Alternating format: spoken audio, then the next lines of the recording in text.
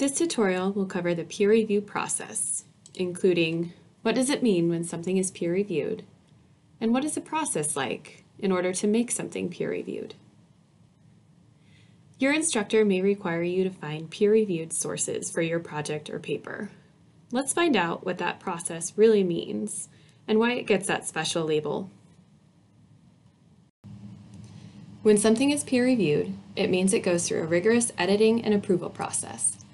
First, the author researches and writes an article or book chapter and submits it to publication that they've identified as appropriate to the topic.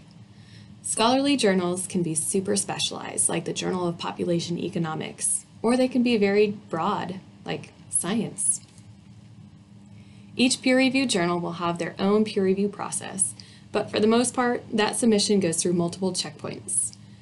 First, the journal editor or an editorial team will make an initial decision of whether the submission is a fit for the publication.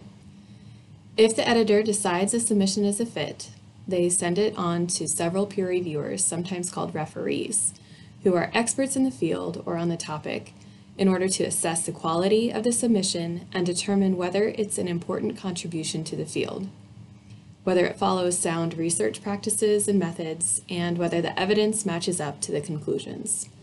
This process is intended to filter out faulty claims or bad science.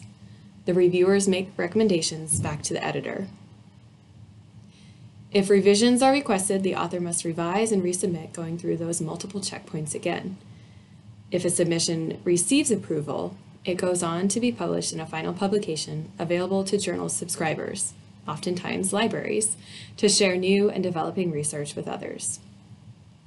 Rejection and revisions are common, and journals that have a greater audience and influence often have higher rejection rates. Because of these many steps, the peer review process can take several months and sometimes over a year from that initial submission. If you have any questions about the peer review process, you can always ask a librarian at Forsyth Library.